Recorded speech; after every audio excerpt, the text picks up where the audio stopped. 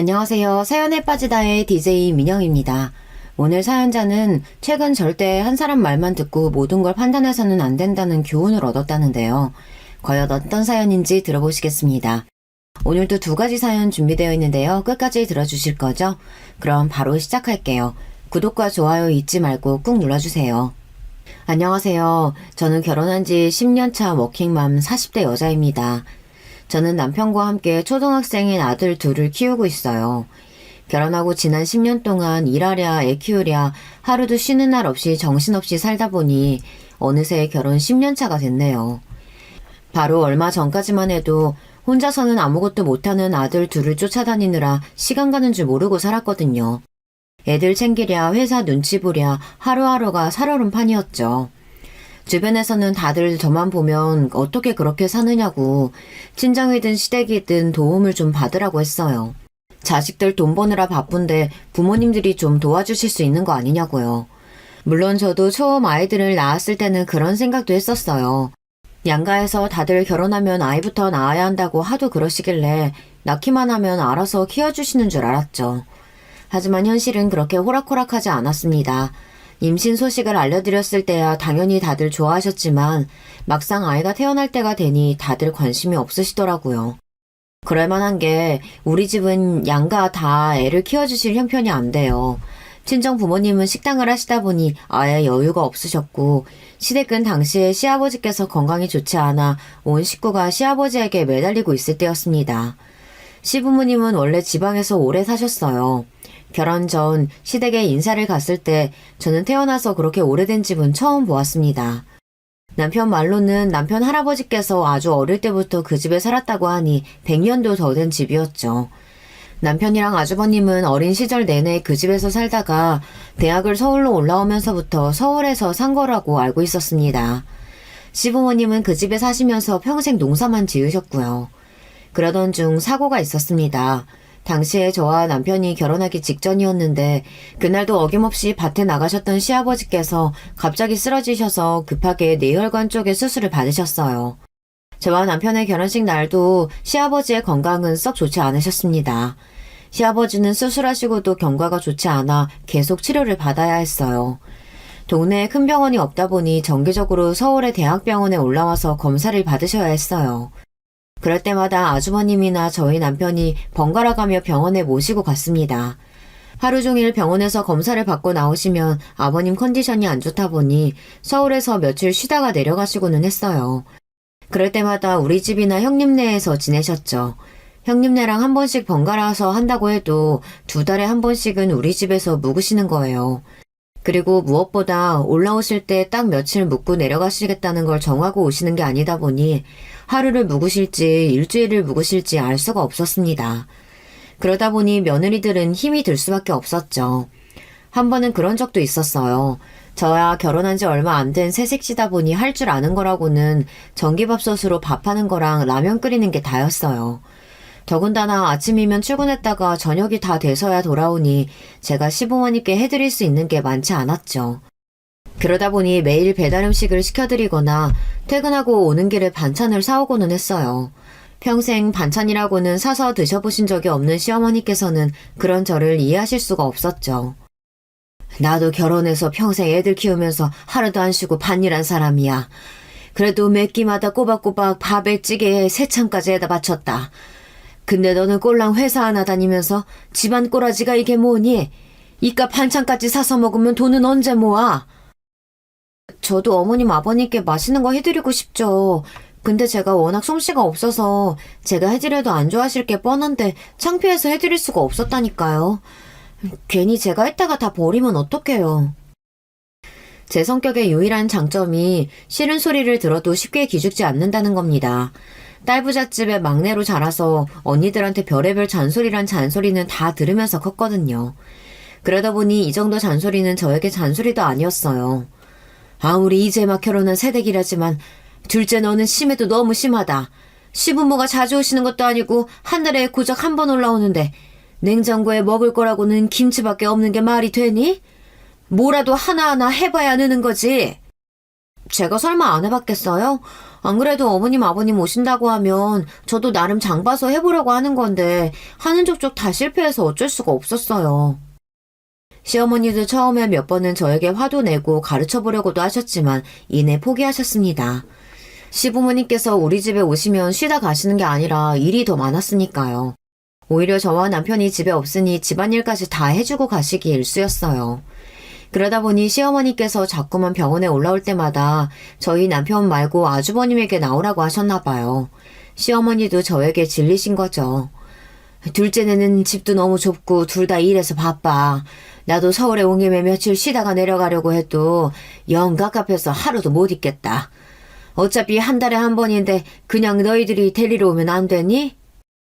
시어머니께서 우리 집은 불편하시다며 서울에 올 때마다 아주버님 댁으로 가시겠다고 했어요. 주영이 엄마도 애들 챙기느라 정신없어요. 며느리가 둘이나 있는데 맏며느리한테만 다 하라고 하면 어떡해요. 더군다나 재수씨는 아직 애도 없잖아요. 아이고, 그까지 애 키우는 게 뭐가 힘들다고? 우리가 매일 올라오는 것도 아니고 한 달에 한 번 올라오는 건데 그것도 힘들다고 이러는 거야? 이래서 자식 새끼 키워봐야 소용없다고 하는 거라니까. 에이, 됐다. 앞으로는 그냥 병원만 갔다가 그냥 바로 집에 데려갈 테니까 그런 줄 알아라. 아주버님이 무슨 말을 해도 시어머니는 우리 집으로는 오고 싶지 않아 하셨어요. 차라리 그럴 바에 병원만 들렸다가 내려가겠다고 하셨습니다. 어머님 아니에요. 이 사람이 저 힘들까봐 그렇게 말한 건데 저 하나도 안 힘들어요. 그냥 앞으로는 병원 갔다가 우리 집으로 오세요. 동서가 일하느라 바빠서 어머님 아버님 챙기기 힘들었을 텐데 제가 그 생각을 못했네요. 시어머니의 언상이 높아지자 옆에 있던 형님이 민망했는지 아주머님 핸드폰을 빼서 받으셨답니다. 그러고는 시어머니께 괜찮으니 형님 댁으로 오라고 하셨나 봐요. 저야 시부모님이 안 오셔서 한결 편해졌지만 문제는 형님이셨습니다. 시어머니께서 서울에 오면 무조건 형님네 집으로 가겠다고 하시니 형님이 너무 힘드실 게 뻔하잖아요. 제가 생각해도 형님 입장에는 제가 한 짓이 너무 얄밉게 보일 것 같아 형님에게 연락도 먼저 드리고 같이 밥도 먹었어요. 그런데 형님은 제가 본 사람 중에 제일 좋은 사람인 것 같아요. 좋은 사람 정도가 아니라 천사가 아닌가 싶었습니다. 형님, 제가 일부러 그러려고 한 건 아닌데 어머니께서 우리 집에 오시면 답답하고 불편하셨나 봐요. 제가 너무 부족해서 형님을 힘들게 해드리네요. 죄송해요, 형님. 아니야, 동서.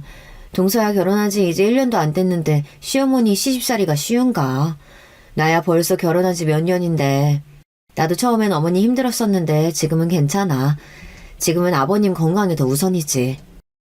그 순간 저는 하마터면 형님을 꼭 안아드릴 뻔했습니다.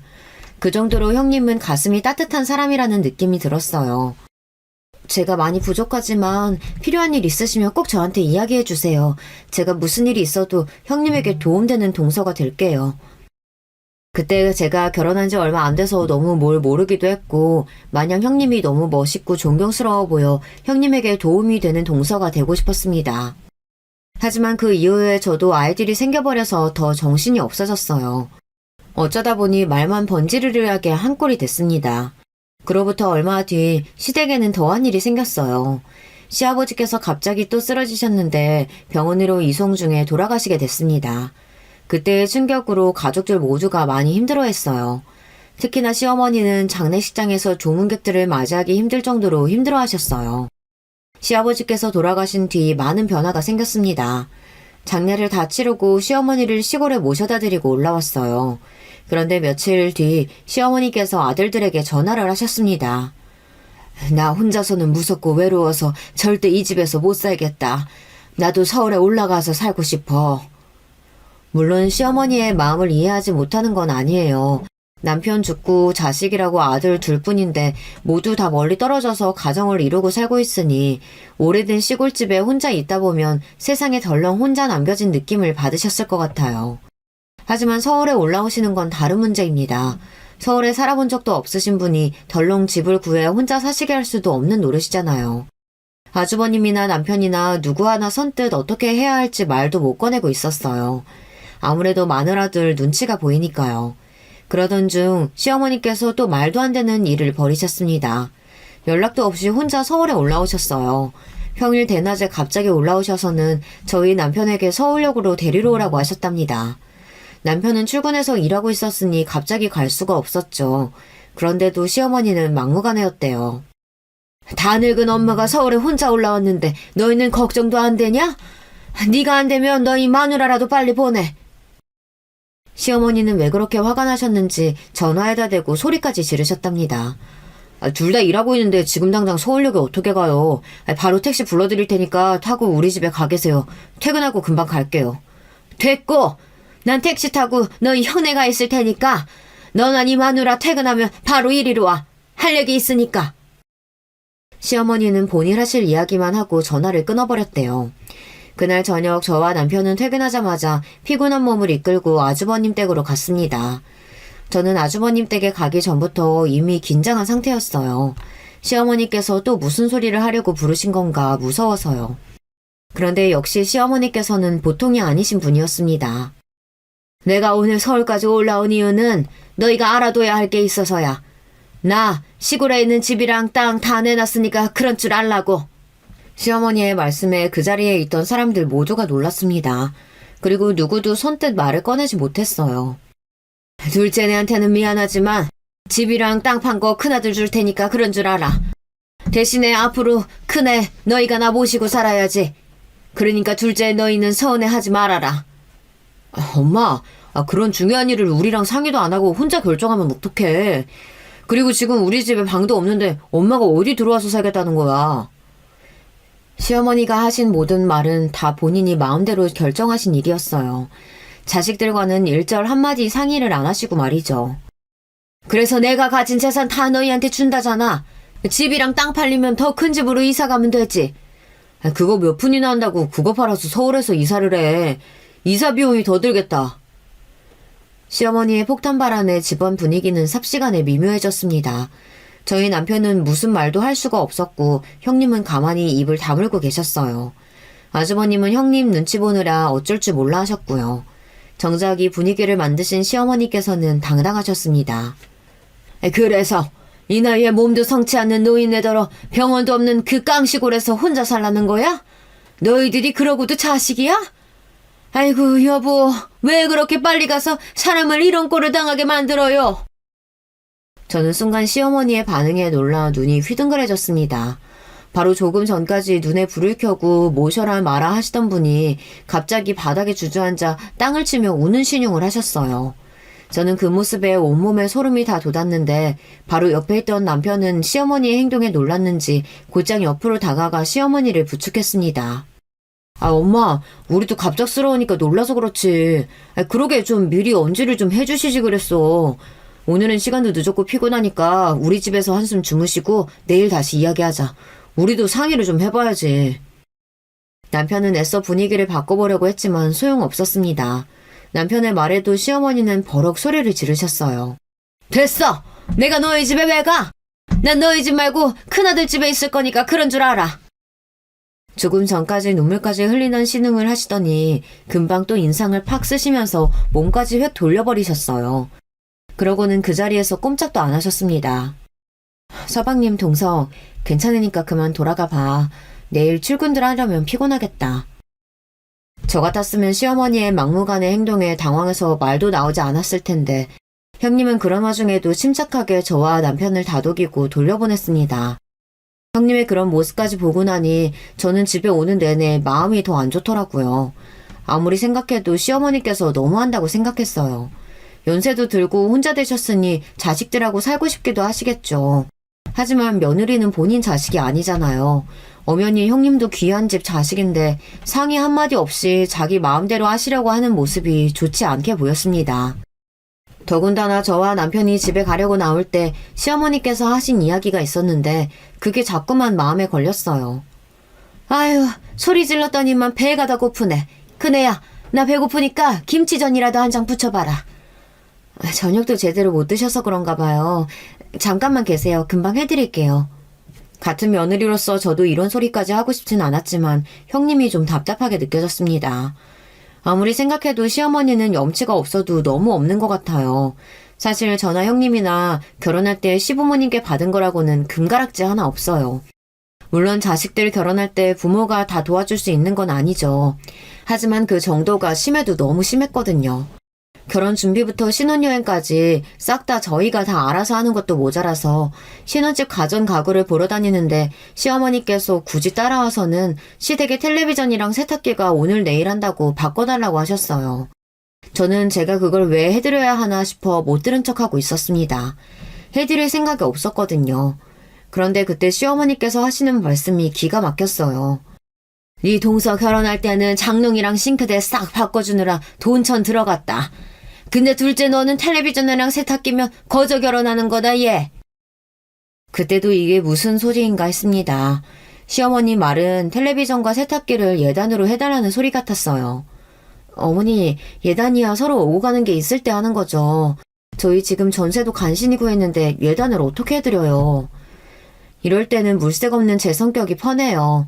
시어머니의 말도 안 되는 소리를 들어주고 싶지 않아 저는 바로 반박했습니다. 그 순간 시어머니의 표정은 엉망이었어요. 새빨개져서는 연신 씩씩거리셨습니다. 둘째 너 지금 우리가 집도 안 해줬다고 툴툴거리는 거냐? 네가 뭐든 오고 가는 게 있어야 한다고 하니까 나도 하는 말인데 둘째 네가 우리 아들 짝으로 공평하다고 생각해? 너는 들어본 적도 없는 대학 나와가지고 코딱지만한 회사 다니잖아. 근데 우리 둘째 아들은 서울의 명문대까지 나와가지고 방송국에서 일하던데 우리가 미치는 장사라고 생각 안 하니? 저는 순간 말문이 턱하고 막혔습니다. 시어머니 말씀은 제가 남편에 비해 많이 부족하니 시댁의 텔레비전에 세탁기 정도는 사주고 시집와야 한다는 소리였죠.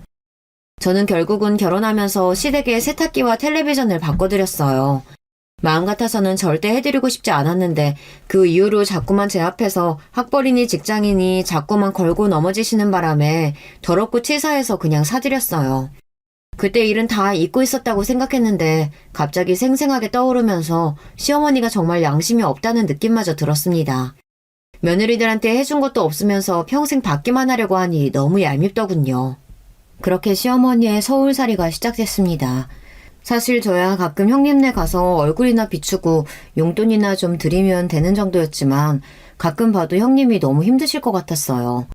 형님네 살기 시작하고 나서 시어머니는 정말 꼼짝도 안 하시는 것 같더라고요.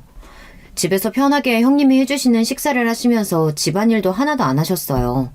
거기다가 어떨 때 보면 꼭 형님을 하인 부리듯 하신다니까요. 한 번은 그런 적이 있었어요. 저희 둘째가 태어나고 얼마 되지 않았을 때예요. 제가 육아휴직을 받게 돼서 3개월 정도 집에 있었습니다. 사실 말이 3개월이지 애 키우다 보면 3개월이 금방이에요. 저는 주변에 영유아 어린이집을 알아보러 다니느라 정신이 없었습니다. 그런데 시어머니는 제가 육아휴직이니 집에서 노는 줄 아셨어요. 툭하면 전화해서 집에서 놀면서 코빼기도 안 비춘다고 뭐라고 했습니다. 애 낳은 지가 언젠데 둘째 너는 시어머니한테 애도 보여주라 안 오냐? 날도 선선한데 매일 애 핑계대고 집에만 있지 말고 운동할 겸 집으로 와. 태어난 지 한 달 간 넘은 신생아를 데리고 외출한다는 게 쉬운 일이 아니잖아요. 그런데도 시어머니는 꼭 저에게 애를 데리고 오라고 하셨어요. 아직 애가 어려서 데리고 외출하기가 힘들어요. 아기 보고 싶으시면 어머님이 한번 집에 놀러 오세요. 제가 맛있는 거 사드릴게요. 아유, 나는 너희 집 좁아 터져서 가고 싶지도 않아. 근데 너희는 둘이 벌면서 도대체 집은 언제 사니? 하긴 그렇게 매일 사 먹기만 하니 돈을 모을 수가 없지. 시어머니는 꼭 말을 해도 저런 식으로 합니다. 일생 도와주신 것도 없으면서 잔소리만 하셨어요. 마음 같아서는 애고 뭐고 보여드리고 싶지도 않았지만 어디 며느리가 그럴 수 있나요? 까라면 까야죠.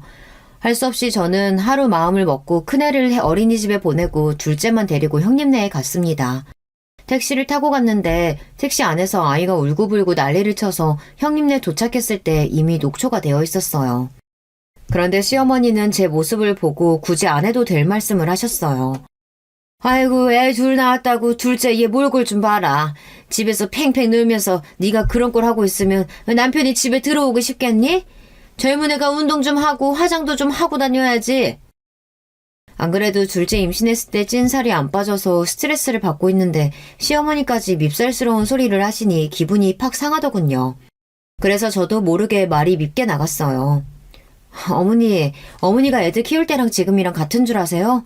저 혼자 애 둘 키우느라 힘들어 죽겠어요. 제 몰골 걱정되시면 집에서 팽팽 노시는 어머님이 집에 와서 애 좀 봐주시지 그러세요. 저도 결혼하고 연차가 쌓이기는 했는지 시어머니의 말에 말대꾸도 하게 되더군요. 제 말에 시어머니 눈이 휘둥그레지시더니 입에서 침까지 튈 정도로 소리를 지르셨어요. 어머, 얘 말하는 것 좀 봐? 네 동서는 애 둘 낳고도 아가씨처럼 얼마나 예뻤는데 지금도 봐라. 누가 전업주부라고 생각하겠니? 매일 제 앞에서 형님이 말이 없어서 속으로 무슨 생각을 하시는지 모르겠다고 하시더니만 제가 말대꾸 좀 했다고 바로 제 앞에서 형님 칭찬을 하시더라고요. 아이고, 이제 한 달 넘었는데 데리고 오느라 너무 힘들었겠다. 복직도 얼마 안 남았는데 이 어린 거 두고 나가려면 얼마나 속상해. 그래도 형님이 있어서 참 다행입니다. 시어머니랑 이야기를 하다 보면 우라통이 나다가도 형님이랑 이야기를 나누다 보면 마음이 편해졌어요. 형님은 오느라 고생했다면서 아기는 본인이 봐줄 테니 좀 들어가서 자라고 하셨어요. 그럴 때 보면 형님은 꼭 친정언니 같아요. 형님도 시어머니랑 사느라 힘드실 텐데도 항상 저를 챙겨주셨어요. 같은 며느리인데 본인만 시어머니를 감당하시느라 제가 원망스러울 만도 하신단 말이죠. 그런데 그때 시어머니는 또 말로 분위기를 흐리셨습니다. 그러니까 큰애 너는 좋은 남편 만난 줄 알아.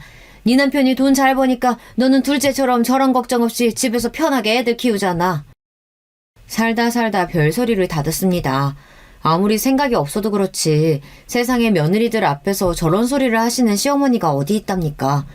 저는 기가 막혀서 한 소리 하고 싶어서 입이 간질거리는데 형님이 말리시는 바람에 말을 하지 못했어요. 저야 남편 잘 만났죠. 동서는 둘째 어린이집은 구했어? 형님이 애써 말을 돌리시면서 제게 눈을 찡긋하시더라고요. 아무리 봐도 형님은 시어머니에게 너무 과분한 며느리입니다. 내 아들 덕에 잘 먹고 찬 사연 줄 알면 나한테 더 잘해. 아휴, 오늘은 애 때문에 정신이 없어서 그런가 고기가 땡기네. 근데 너는 나가서 소고기 좀 사와라. 오는 길에 어제 맡긴 내 바지도 좀 챙겨오고. 볼 때마다 느끼는 거지만 시어머니는 참 뻔뻔해요. 10년 가까이를 며느리한테 붙어서 살면서 어떻게 매일 저렇게 당당할 수가 있는지 모르겠어요. 우리 어머님 소고기 드시고 싶으시구나. 나가서 금방 사올게요. 동서도 밥 먹고 가. 내가 맛있게 금방 해줄게. 시어머니도 시어머니지만 형님도 형님이에요. 매일 웃고는 있지만 분명 힘드실 게 뻔합니다. 그런데도 싫은 내색 한 번 안 하고 시어머니와 잘 지내시는 걸 보면 신기합니다. 저 같으면 매일 말로 천냥빚을 지는 스타일인 시어머니랑 상종도 하기 싫을 것 같은데 말이죠. 사실 저야 할 말이 없어요. 그런 형님 덕분에 제가 편하게 사는 거니까요. 저는 형님에게 항상 죄송하고 미안하다가도 죽어도 저는 시어머니를 모시고 살 수 없으니 쥐 죽은 듯 형님이 당하시는 걸 지켜볼 수밖에 없었습니다. 그런데 얼마 전부터 시어머니에게 자꾸만 연락이 와요. 특별한 용건이 있어서 전화하신 거면 모르겠는데 출근해서 한창 바쁜 시간에 자꾸 전화해서 당신이 하고 싶은 말만 한참을 하다가 전화를 끊었습니다. 저도 처음엔 시어머니께서 연세가 많으시다 보니 이래저래 적적해서 연락하나 보다 했는데 그 횟수가 잦아지니 저도 매일 받아주기엔 힘들더라고요. 시어머니께서 시도 때도 없이 아무 때나 전화해서 대부분 하시는 말이라고는 먹는 얘기 아니면 형님 욕이었어요. 매일 뭐가 그렇게 드시고 싶으신 게 많으신지 먹고 싶은 게 머릿속에 떠오르기만 하면 전화해서 먹고 싶다고 하셨어요. 나 지금 집에 혼자 있는데 그때 둘째 너희 집에서 먹었던 피자가 너무 먹고 싶은 거 있지? 나 그것 좀 시켜줄래?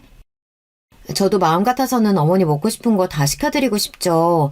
근데 저번에 형님이 그러시는데 어머님 위에 염증이 너무 많아서 약 드신다면서요. 의사가 밀가루랑 설탕 조심해야 한다고 해서 형님이 매일 반찬 신경 쓰시는 것 같던데 피자 드셔도 괜찮으시겠어요? 시어머니께서 워낙 식탐이 좀 있으세요. 몸집도 크고 덩치도 있으신 분인데 먹는 거를 조절 못해서 병원만 갔다 하면 의사 선생님께 혼나고 옵니다. 드시는 약도 많아요. 위장약에 고혈압, 당뇨약까지 드십니다. 그러다 보니 형님께서 시어머니 드시는 음식에 엄청 신경을 쓰세요. 형님이 얼마나 노력하시는지 제가 잘 아는데 형님이 안 계실 때마다 피자니 치킨이니 시켜달라고 하는 시어머니에게 제가 멋대로 자주 시켜드릴 수는 없었어요. 네 동서는 내가 그냥 먹는 게 다 아까워서 그러는 거야. 나 진짜 배고파 죽겠는데 둘째 너까지 이럴래? 그냥 좀 시켜줘. 시어머니의 고집을 누가 이기겠어요. 안 시키면 일하는 내내 핸드폰에 불이 날 것 같아 안 시켜드릴 수가 없었습니다. 어머님, 이번만 시켜드리는 거예요. 당분간은 형님이 해주시는 대로 드세요. 안 그러면 정말 위에 안 좋아요. 알았어. 고작 피자 한 판 가지고 생색은. 우리 시어머니지만 정말 철이 없으세요. 어린애도 아니고 왜 그렇게 먹는 거에 집착하시는지 모르겠습니다. 그러던 어느 날이었어요. 일이 많아 안 그래도 바빠 죽겠는데 시어머니에게 또 전화가 왔습니다. 마음 같아서는 바빠서 전화고 뭐고 안 받고 싶었지만 안 받으면 받을 때까지 계속 하실 것 같아 몰래 화장실에 가서 전화를 받았어요. 그런데 역시나 시어머니는 전화를 받자마자 쓸데없는 소리를 하기 시작하셨어요. 내가 며칠 전부터 코다리찜 먹고 싶다고 너희 형님한테 말을 했는데도 짜네 어쩌네 하면서 아직도 해줄 생각을 안 하는 거 있지? 이래서 죽기 전에 재산 주면 안 되는 건데 이제 받을 거 다 받았다고 챙기지도 않는 거지 뭐. 저도 웬만하면 시어머니의 말에 호응도 해드리고 편도 들어드리고 싶었지만 말이 되는 소리를 해야 그것도 받아주죠. 제가 결혼하고 지난 10년 동안 지켜본 바에 의하면 저희 형님 같은 분이 없어요. 시어머니라고 해준 것도 없이 매일 잔소리만 하고 구박만 했는데도 시아버지 돌아가시고 나서 당신은 절대 혼자 못 산다는 말에 형님께서 모시고 사는 거예요. 시어머니 말로는 재산 줄 거 다 줬으니 당연한 일이라고 하셨지만 자식들 생각은 달랐습니다. 재산이라고 해봐야 시골에 다 쓰러져가는 시골집 하나였어요. 그 시골집 앞에 작은 밭이 하나 있고요. 제가 알기론 그 집도 워낙 시골 촌구석에 있고 100년도 넘은 오래된 집이라 내놓은 지 한참이지만 아직 팔리지도 않는 걸로 알고 있습니다. 그것도 시아버지가 돌아가시고 아주버님 명의로 옮겨준 것뿐이지 형님이랑은 상관도 없어요. 그런데도 형님은 벌써 10년 넘게 시어머니를 모시고 살고 계세요. 사실 시어머니가 뭐라고 투덜거리시든 저는 아무리 생각해도 형님이 대단하다고 생각해요. 저는 시어머니가 아무리 재산이 많다고 해도 절대 같이 사는 건 못할 것 같거든요. 시어머니의 그 변덕스러운 성격을 맞출 사람은 이 세상에 아무도 없습니다. 그날도 전화해서 한참을 먹는 얘기랑 형님 욕을 한바탕 하시더니만 끊을 때가 되니 저에게 뜬금없는 소리를 하셨어요. 그래서 말인데 내가 이번 주에 너희 집에 놀러 갈 테니까 둘째 네가 코다리찜 좀 해둘래? 며칠 전부터 목도 칼칼하고 머리도 아픈 게 코다리찜만 좀 먹으면 몸이 싹 날 것 같다. 그놈의 코다리찜 그냥 좀 한 끼 밖에서 사드시면 되시지 그걸 가지고 고추고도 며느리들을 귀찮게 해야 속이 풀리시나 봐요. 시어머니는 하다하다 이제 저에게까지 음식을 해놓으라고 시켰습니다. 제가 형님보다 음식 솜씨가 없어서 어머님이 좋아하실지 모르겠지만 그래도 오신다고 하면 제가 준비는 해놓을게요.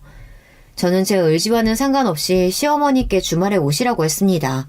시어머니께서 저렇게까지 노골적으로 이야기하시는데 제가 어떻게 안 된다고 할 수가 있었겠어요. 평일 내내 출근해서 일하고 퇴근하고 집에 들어가면 밀린 집안일을 하느라 잠시도 쉴 시간이라고는 없습니다. 그나마 주말에 아이들과 시간을 보내고 집에서 뒹굴뒹굴 쉬기도 하는 건데 시어머니께서 갑자기 주말에 오시겠다고 하시니 저는 평일 내내 속이 답답하고 우울했어요. 그래도 어쩌겠어요. 시어머니 모시고 사느라 매일 시달리는 형님도 계신데 같은 며느리로서 주말에라도 제가 시어머니를 챙겨야 형님도 그나마 쉴 수 있을 테니 형님을 생각해서 하루 정도는 참아보기로 했습니다. 저는 없는 솜씨에 여기저기 물어물어 시어머니께서 노래를 부르시던 코다리찜을 만들어뒀어요. 그런데 코다리찜 노래를 부르시던 시어머니는 어디 가셨는지 제가 차려놓은 밥상을 보고는 썩 좋아하시지 않았습니다. 어머니, 제가 어머님 입맛에 맞게 준비한다고 노력했는데 코다리찜이 입에 안 맞으세요? 저는 제가 한 음식이 마음에 안 들어서 그러시나 보다 했는데 그게 아니었습니다. 집에 도착했을 때부터 표정이 별로 좋지 않으시더니만 갑자기 들고 있던 수저를 식탁에 내려놓고 눈물을 흘리며 흐느끼기 시작하셨어요. 함께 식사하던 저와 남편은 놀라서 왜 그러시냐고 물었습니다. 우리 둘째가 차려준 따뜻한 밥 먹으니 갑자기 내가 너무 서러워져서 그만 괜히 놀라게 해서 미안하다. 에이, 형님 음식 솜씨 좋은 거야 동네 사람들이 다 아는데 뭘 이 정도 가지고 그러세요. 부끄러워요, 어머님. 그래도 제가 만든 음식이 입에 맞으셔서 다행이다 싶었던 그 순간 시어머니께서 하시는 말씀이 충격적이었어요. 그게 사실은 나 너희 동서한테 밥 못 얻어먹은 지 꽤 됐어. 내가 얼마나 배고프고 힘들면 일하는 너한테 전화해서 밥 좀 해달라고 구걸을 했겠니? 어머님도 참 구걸이라뇨. 그리고 형님이 어머님 생각을 얼마나 많이 하는데 밥을 안 차려준다고 그러세요. 저도 웬만하면 시어머니 말에 토를 안 다는데 틈만 나면 저나 남편에게 형님 욕을 하시니 저도 더는 듣기 싫더라고요. 너희는 몰라. 너희 동서가 얼마나 사악하고 여우 같은지. 순간 시어머니는 뭐가 그렇게 불만스러운지 미간까지 잔뜩 찌푸리시며 언성을 높이셨어요. 그러면서 저희에게 하는 말이 우리는 형님에 대해 전혀 모른대요. 시어머니의 말씀에 저와 남편은 기가 막혀 낮은 한숨을 쉬었습니다. 그런데도 시어머니는 굴하지 않고 계속해서 형님 이야기를 했습니다. 너희가 몰라서 그렇지 너희 동서 보통 년 아니야. 사람들이 있는 앞에서나 나한테 잘하는 척하면서 효부 노릇하지. 둘이 있을 땐 완전히 다른 사람이라니까? 시어머니 말씀에 따르면 형님이 시어머니에게 밥상을 차려준 지가 언젠지도 모를 정도로 오래됐답니다. 엄마, 형수님도 애들의 형에 매일 챙기느라 힘든데 엄마 밥까지 어떻게 매일 차려드려. 형수님 바쁠 때는 당연히 엄마가 차려 먹어야지. 남편은 시어머니의 심술에 형수에게 그러지 말라고 당부했습니다. 형수도 힘든데 그럴 수도 있다고요. 사실 저나 남편이나 우리가 아는 형님이 일부러 시어머니 밥을 안 챙길 분이 아니라는 것쯤은 알아요. 얄미운 짓을 해도 시어머니가 형님에게 하면 할 사람이었죠. 그런데 그 순간 시어머니께서 말도 안 되는 행동을 하셨어요.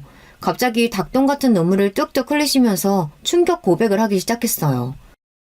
너희들은 그년 진짜 얼굴을 몰라서 그래. 나 사실은 너희 동서한테 날마다 맞고 살아. 이거 봐. 여기 목 뒤에 생긴 멍도 얼마 전에 그년이 들고 있던 국자로 내려쳐서 이렇게 된 거라니까? 생각지도 못한 시어머니의 발언에 저와 남편은 너무 황당한 나머지 말문이 막히고 말았습니다. 더군다나 머리를 숙이며 목에 난 상처를 보여주는데 시어머니의 말대로 뭔가로 맞은 것처럼 멍이 들어있었어요. 엄마, 정말 형수가 엄마를 때렸어? 그것도 한 번이 아니라 여러 번 그랬다는 거냐고. 어디, 여기 말고 또 어디를 맞았는데? 남편은 심각해진 얼굴로 시어머니 몸 여기저기를 살폈습니다. 그러자 시어머니는 형님에게 맞았다면서 맞은 부위를 보여주며 상세하게 설명까지 했어요. 내가 배고프다고 밥 달라고 하면 들고 있던 걸 던지는 건 일수고 국자나 주걱 같은 걸로 여기저기 찌르고 때리는 건 다반사야. 거기다가 내가 잠이 안 와서 조금 뒤척이다가 거실에라도 나가면 놓친 내가 배에 걸신이 들려서 또 먹으러 나왔다고 2년 전년 욕까지 한다니까? 아들, 엄마 너무 무서워서 더는 너희 형수랑 못 살겠다. 형수가 엄마를 때리고 욕까지 했다고? 도대체 형은 뭐하고 엄마가 형수한테 당하는 걸 보고만 있었어? 남편은 잔뜩 흥분한 목소리로 지금이라도 당장 형님을 잡으러 갈 기세였습니다. 너희 형수가 보통 년인 줄 알아? 너희 형 없을 때만 교묘하게 사람을 들들 볶고 괴롭힌다니까? 거기다가 얼마나 영악한지.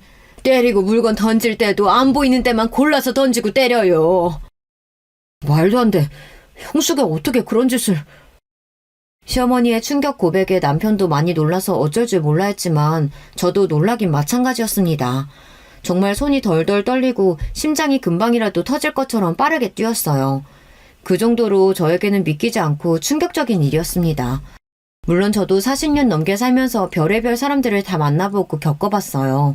인간이 제일 못되고 잔인하다는 것 정도는 저도 잘 압니다. 하지만 제 눈에는 항상 천사처럼 보였던 형님이 그랬다는 게 정말 믿을 수가 없었어요. 마치 굉장히 무서운 반전 영화를 보기라도 한 것처럼 혼이 나간 것 같았습니다. 나도 이 나이에 몸도 성치 않은 채로 남편도 없이 혼잔데 웬만하면 며느리 눈치 보면서 살려고 했지. 근데 이건 해도 너무하니 서러워서 살 수가 없다. 엄마, 더는 그 집에서 못 살겠어. 나 좀 제발 구해줘, 아들. 시어머니는 저와 남편의 손을 꼭 붙잡고 애원을 했습니다. 그 집에서 더는 못 살겠으니 제발 좀 도와달라고요. 남편은 시어머니를 형님네로 돌려보내고 싶어 하지 않았지만 저는 덥석 시어머니를 모시겠다는 말을 할 수가 없었어요. 너희도 일하랴 애들 키우리 얼마나 힘들어. 나까지 너희한테 짐이 되면 안 되는 건데 내가 너희한테 괜한 소리를 했다. 나는 괜찮아. 지금까지 참았는데 왜 더 못 참겠어. 엄마가 참기는 왜 참아. 내가 지금 바로 형 불러서 이야기할 테니까 기다려요. 흥분한 남편은 곧바로 아주버님께 전화해 오시라고 하겠다고 소리를 질렀습니다. 그런데 그 순간 어머님은 더 흐느끼시면서 남편의 손을 붙잡았어요. 네 형한테 말하면 절대 안 돼. 네 형 몸도 성치 않은데 이런 이야기 들었다가 쓰러지기라도 하면 어떡해.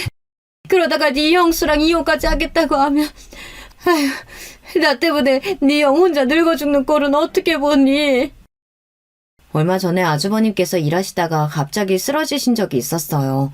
다행히 금방 회복되셨지만 병원에서 뇌 질환 증세가 있으니 절대 무리해서는 안 된다고 했습니다. 시아버지도 같은 질환으로 돌아가셨으니 어머님이 걱정하실 만했죠.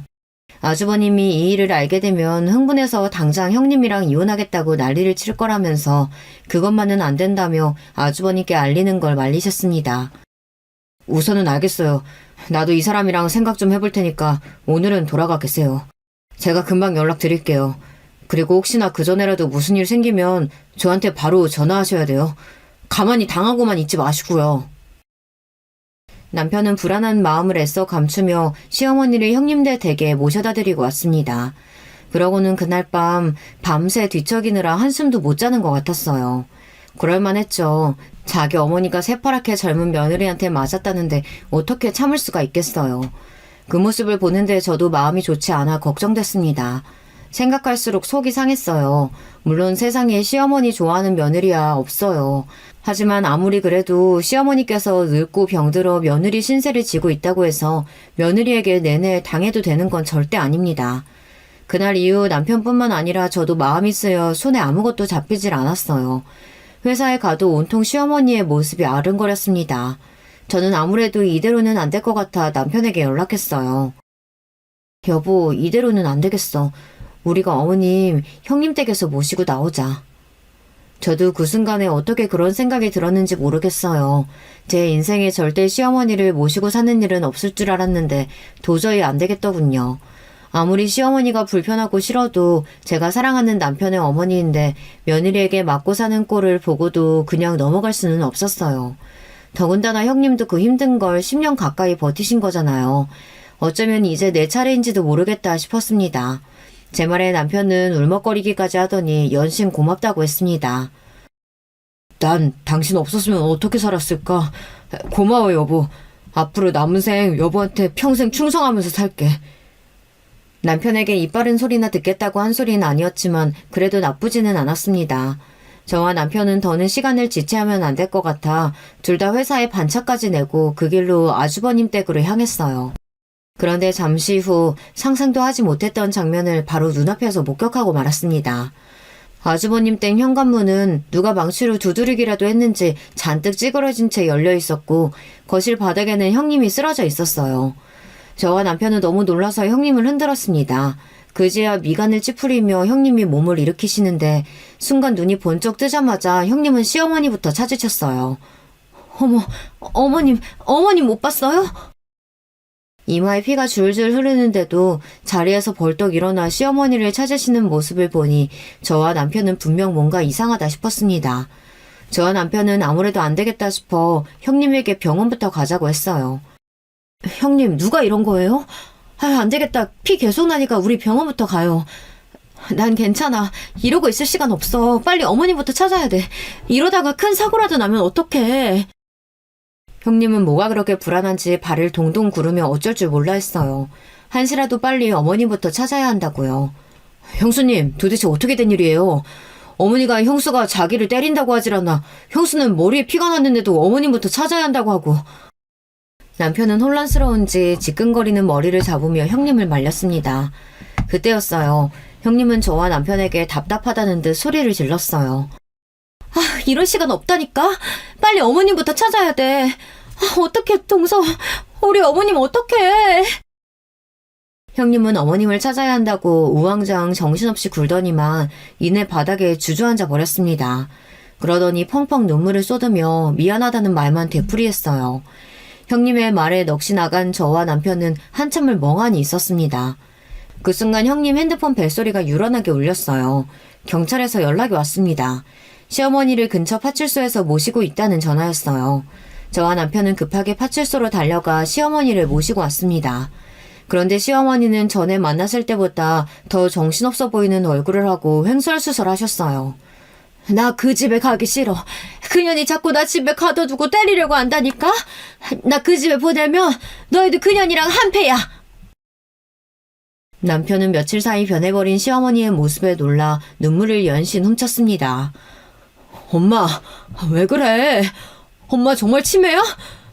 난 그것도 모르고 내내 형수만 원망했네.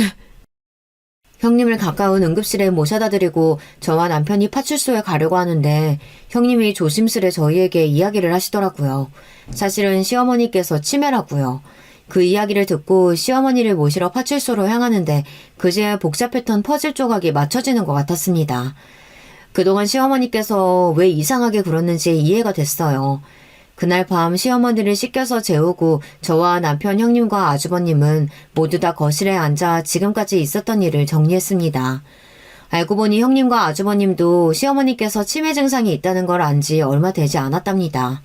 언제부턴가 시어머니께서 자꾸만 형님에게 욕을 하는 건 물론이고 여기저기 이간질을 하고 다니셨대요. 시작은 아주버님께였습니다. 퇴근하고 아주버님이 집에 오시면 따로 방으로 데리고 들어가 낮에 형님이 자꾸만 밥을 안 주고 시어머니에게 욕을 한다고 거짓말을 했대요. 평소 형님의 성품을 알고 계신 아주버님은 시어머니의 말을 믿지 않은 거죠. 그러자 시어머니는 밖으로 나가 형님을 욕하기 시작했답니다. 동네 슈퍼 사장님이나 자주 가는 식당 아줌마 같은 주변 사람들에게 형님이 밥을 안 주고 아주버님이 없을 때 때린다고 한 거예요. 삽시간에 동네에 소문이 퍼져 졸지에 형님은 시어머니를 때리는 못된 며느리가 되고 말았습니다. 심지어 근처 파출소에 신고가 들어가 집에 경찰까지 온 적이 있었대요. 그날 형님은 시어머니와 함께 산 지 10년 만에 처음으로 대판 싸웠답니다. 어머님, 도대체 왜 그러시는 거예요? 제가 언제 어머님 밥을 안 차려주고 때리길 했어요. 밖에 나가서 그런 소리 하시면 어떡해요. 어머, 얘 좀 봐. 내가 나가서 무슨 소리를 하고 다녔다고 이래. 얘가 아주 생사람을 잡네 잡어. 시어머니가 그런 적 없다고 딱 잡았더니 형님은 확인할 방법이 없었답니다. 하지만 이미 동네에 일파만파 퍼진 소문은 잦아들 생각을 안 했어요. 아무래도 이대로 가만히 있으면 안 되겠다 싶으셨던 형님이 시어머니 모르게 집안에 CCTV를 설치했대요. 그리고 그날 형님은 지난 며칠간 녹화된 CCTV 영상을 저와 남편에게 보여줬습니다. 그런데 그 영상은 충격적이었어요. 낮에는 멀쩡히 식사도 하시고 외출도 하고 돌아온 시어머니께서 밤만 되면 혼자 거실로 나와 벽에 머리를 치고 자기 손으로 뺨이며 허벅지를 마구 때리고 있었습니다. 바닥에 주저앉아 펑펑 울기도 하고요. 그러다가 냉장고를 마구 뒤지고는 이내 방에 들어가셨습니다. 그뿐만이 아니었어요. 형님과 시어머니가 함께 있는 영상이 찍혀 있었는데 시어머니는 오히려 먼저 형님에게 화를 내다가 갑자기 달려들어서 형님 머리끄댕이를 잡았습니다. 전화해서야 어머니가 이상하시다는 걸 내가 느껴서 모시고 병원에 간 거야. 병원에서 조금이나마 치매 증상을 늦추는 약이 있다고 해서 타와서 먹이려고 하는데 어머니께서 약만 먹이려고 하면 아주 난리가 나. 약 안 먹겠다고 자꾸 도망 나가는 통에 힘들어서 며칠 못 나가게 했더니만 나 없는 사이에 프라이팬으로 너희 형수 머리를 치고 도망갔다지 뭐야. 그랬습니다. 시어머니는 몇 개월 전부터 치매 증상이 진행된 거였어요. 그래서 먹을 거에만 집착하고 여기저기 형님 욕을 하시는 것도 모자라 거짓말까지 하고 다닌 겁니다. 저희는 그런 줄도 모르고 형님을 정말 의심했어요. 죄송해요, 형님. 형님이랑 아주버님이 이렇게 고생하시는 줄도 모르고. 아니야. 동서도 일하랴 애들 키우랴 고생 많은데 괜한데 걱정까지 하게 했네. 역시나 형님은 천사가 맞았어요. 시어머니에게 프라이팬으로 머리를 맞고 나서도 시어머니 걱정을 그렇게 하시더니 그 와중에 제 걱정까지 하셨습니다. 시어머니의 증상에 대해 알게 된 자식들은 이대로 있을 수 없었습니다. 어떻게든 치매 증상을 늦추기 위해 부단히도 약을 먹이려고 노력했어요. 저와 남편은 근처 요양원을 알아보겠다고 했는데 형님은 괜찮다고 그냥 두라고 하셨습니다. 그래도 요즘은 약 잘 드셔서 그런지 말도 잘 듣고 소리도 안 질러. 앞으로도 어떻게 변하실지 모르겠지만 그때까지는 내가 모시고 있을게. 그러니까 동서는 걱정하지 마. 형님은 제발 힘들면 힘들다고 하세요. 그렇게 참기만 하시다가 형님이 먼저 병나요. 주말에는 저희가 모시고 갈 테니까 아주버님이랑 나들이도 하고 여행도 좀 다녀오세요. 본격적으로 약을 드시고 나서는 저만큼 소리를 지르거나 물건을 던지시지는 않아요. 언제 또 증상이 나빠져서 달라질 줄은 모르지만 그때까지는 형님네와 저희가 잘 보살펴 보기로 했습니다. 형님에 비하면 저나 남편이 하는 일은 미비하지만 그래도 많이 도우려고 노력하고 있어요. 그래도 이번 일을 통해 가족끼리 똘똘 뭉치게 되긴 했습니다. 그전까지는 먹고 사느라 바쁘다는 핑계로 항상 형님에게 뭐든 다 맡기고 나 몰라라 했었는데 이번 일로 가족이 얼마나 소중한지 아는 계기가 됐습니다. 저도 반성 많이 했어요. 앞으로도 힘든 일이야 많겠지만 그래도 가족들끼리 똘똘 뭉쳐 잘 이겨내다 보면 잘 해결할 수 있을 거라고 생각해요. 여러분께서도 우리 가족에게 힘내라고 응원의 메시지 댓글로 남겨주세요. 하나하나 다 읽고 힘내도록 하겠습니다. 지금까지 저희 가족 이야기 끝까지 들어주셔서 감사해요. 여러분의 가정에는 언제나 즐거운 일만 가득하시길 바라겠습니다. 여러분, 두 번째 사연 시작하기 전에 좋아요, 구독 꼭 눌러주실 거죠? 그럼 두 번째 사연 바로 시작합니다. 안녕하세요. 저는 지방에서 남편과 두 딸과 함께 행복하게 사는 40대 여성입니다. 제가 저를 이렇게 행복하게 산다고 표현하는 날이 올 줄은 몰랐는데 감회가 새롭습니다. 불과 몇 주 전만 해도 저는 제 인생이 행복하게 느껴질 줄 몰랐거든요. 하지만 요즘은 진짜 당당하게 말할 수 있습니다. 아주 행복하게 살고 있는데 이게 다 저희 남편 덕분이랍니다. 남편이 결혼 생활 내내 잘했을까요? 그건 절대 아니에요. 그러니 혹시 오늘 제 사연을 듣는 분 중 신혼이신 분들은 꼭 끝까지 들어주세요. 신혼이 아니더라도 남편이 속을 썩이는 분들이 계시면 집중해주세요. 저는 남편을 고등학교에서 만났습니다. 우리가 나고 자란 고향은 지방에서도 아주 외진 곳이에요. 지금도 인구가 10만이 채 되지 않는 아주 시골입니다. 지금 같은 21세기에 대형마트는 물론이고 영화관도 없거든요. 그러니 우리가 자랄 때는 어땠겠어요? 진짜 시골이라는 표현밖에 할 말이 없습니다. 사실 어린 시절을 생각하면 저는 한숨이 가장 먼저 나와요. 어릴 때 가난했던 사람이 많다는 건 저도 알고 있습니다. 그런데 저는 가난했는데 가정환경이 좋지도 않았어요. 만약 찢어지게 가난했어도 부모님 사이가 좋고 가족이 서로 의지했다면 버틸 수 있었을 것 같습니다. 그런데 전 그러지도 못했어요. 아버지는 술을 굉장히 좋아하던 분이셨습니다. 그래서 매일 술을 마셨는데 문제는 술주정이 아주 심하다는 거였어요. 제발 술 그만 마시라고. 내가 이거 어떻게 벌어온 돈인 줄 알아? 당신 진짜 왜 그러는 거야? 뭐? 지금 돈 번다고 유세 떠는 거야? 어? 그래, 나 백수다 어쩔래? 어?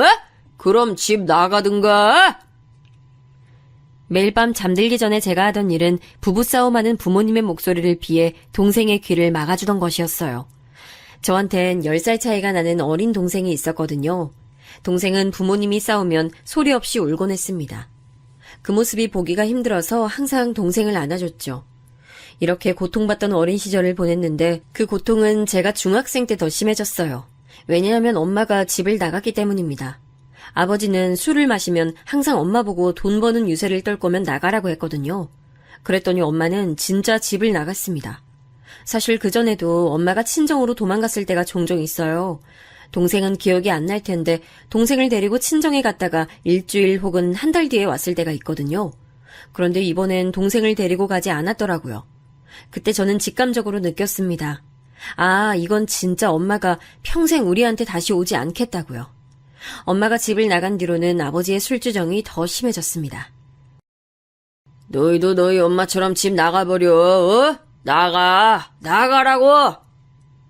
아가들아, 이리 와. 여기 와서 자. 오죽하면 옆집 살던 순애 할머니가 저와 동생 보고 집에서 자고 가라고 하셨죠. 얼마나 고마웠는지 모릅니다. 동생은 아버지의 저런 모습을 보고 자라서 그런지 발달이 좋지 않았어요. 어디 특별히 장애가 있던 건 아니었는데 행동이 매우 굼뜨고 느렸죠. 그래서 제가 더 신경이 쓰였습니다. 혹시라도 동생을 괴롭히는 사람이 있으면 안 되니까 항상 신경이 곤두서 있었어요. 미디어에서 보면 가난해도 공부를 잘하는 학생들이 꼭 있더라고요. 슬프게도 그건 저에게 해당 사항이 아니었습니다. 저는 백수로 항상 술만 마시는 아버지와 함께 살고 있었고 또 발달이 느리고 매우 소심한 동생까지 있었으니까요. 아버지는 수입이 없으니 하는 수 없이 밖에서 돈을 벌어오긴 했어요. 우리가 살던 곳이 공장이 매우 많았거든요. 그래서 거기 가서 일하긴 했는데 문제는 오래 일하지 못했죠. 성격이 매우 이상하다고 유명했거든요. 실제로 동료와 싸워서 경찰서도 자주 갔습니다. 그러니 공장 사장님들이 당연히 반기지 않았어요. 아니, 김씨 싸우는 것도 한두 번이지 우리가 언제까지 봐줘야 돼? 나도 그래서 저번에 내보냈잖아. 아이, 사람이 성실하거나 착하거나 그래야지 원. 한 달 일하고 번 돈으로 몇 달을 버티고 버티는 생활의 연속이었습니다. 가난하니까 잘 먹지도 못했어요. 이렇게 가난한 생활을 하다 보니 저는 무조건 성인이 되면 지역을 뜰 생각을 하고 있었습니다. 언니는 성인 되면 무조건 이 집 나갈 거야. 그렇게 알고 있어.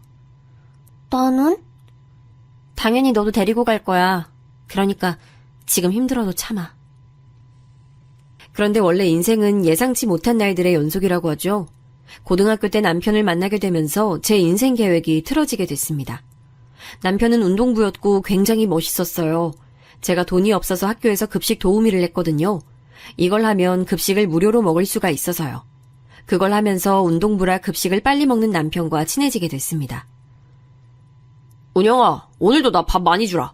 이따 훈련할 때 배고플 것 같아. 여기 모자라면 더 말해. 너만 몰래 더 줄게. 남편은 운동부라 다른 반 친구들과 친하지 않았어요. 저도 불우한 가정환경 때문에 친구가 많지 않았죠. 그래서 그때부터 우리는 서로가 인생에서 가장 친한 친구였답니다. 그래도 남편이 있어서 고등학교 생활을 제대로 마칠 수 있었다고 생각할 정도로요. 고등학교를 졸업하고 저는 실제로 동생을 데리고 서울로 무작정 올라갔습니다. 여기서 성공했다면 얼마나 더 제 인생이 극적이겠어요. 저는 남편이 엄마 몰래 준 돈으로 서울에 갔는데 한 푼도 벌지 못하고 다시 고향으로 오게 됐습니다. 아무것도 모르는 갓 성인이 된 저를 원하는 곳은 없었거든요. 공장이라도 들어갈까 싶었는데 받아주는 곳이 없었습니다. 그렇게 다시 고향으로 돌아왔고 저를 기다리던 건 아버지의 욕설이었어요. 네 엄마랑 너랑 똑같아. 너도 집 나가. 다 필요 없어. 다 필요 없어! 아버지는 저와 동생을 보자 무작정 집에 있는 모든 물건을 던지기 시작했어요. 너무 과격한 행동에 집안 살림이 다 거덜나는 줄 알았습니다. 안 그래도 서울에서 상처만 받고 돌아온 저에게 아버지의 행동은 너무 힘들었어요. 그때 얼마나 엄마가 그리웠는지 모릅니다. 무작정 엄마의 친정이라는 부산을 찾아가고 싶었죠. 그런데 부산에 가도 제가 서울에서 그랬던 것처럼 똑같이 아무 성과를 내지 못할까 두려웠습니다. 고향에 유독 공장이 많다고 했잖아요. 그래서 저는 공장에 들어가게 됐어요. 그래도 저런 아버지라도 일단 집이 있으니 동생이 있을 곳이 있으니까요.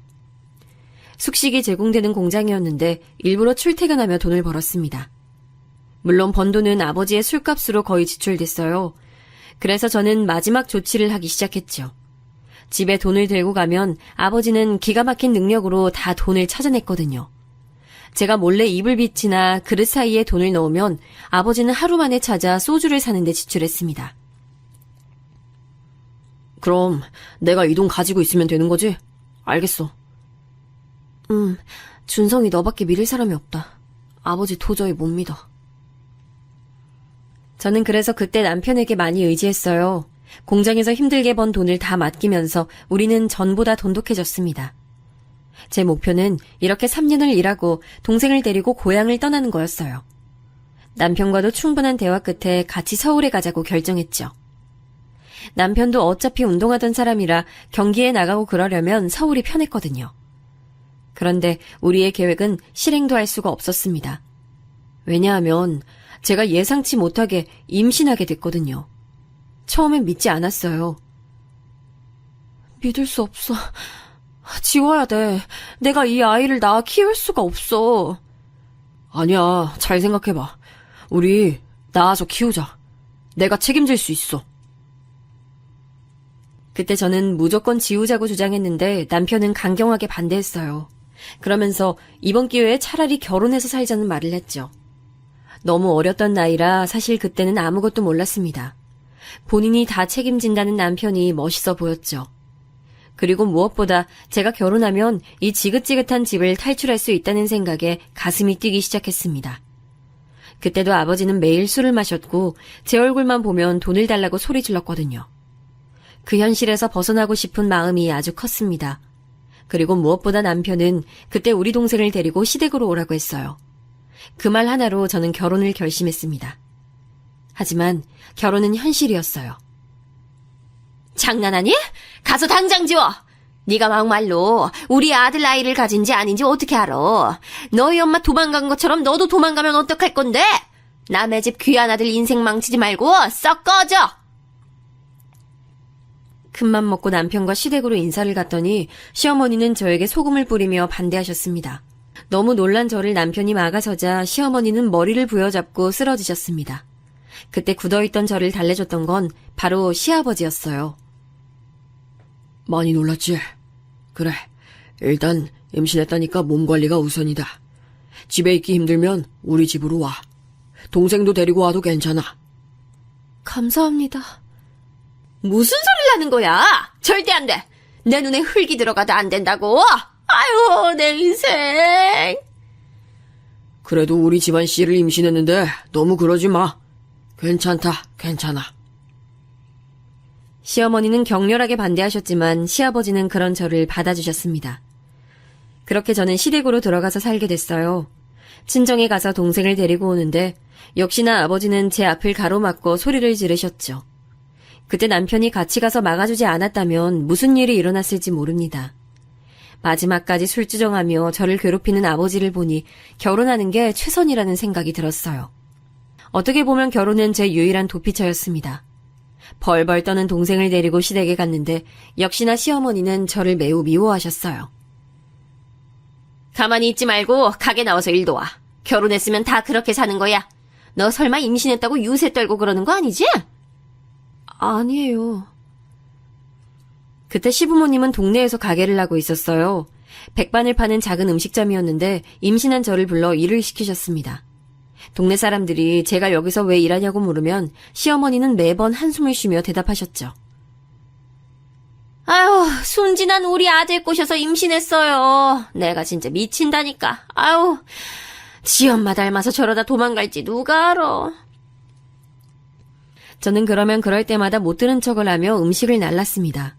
그리고 차라리 저런 구박을 받아도 친정아버지와 사는 게 더 싫었거든요. 무엇보다 동생이 더 안전했어요.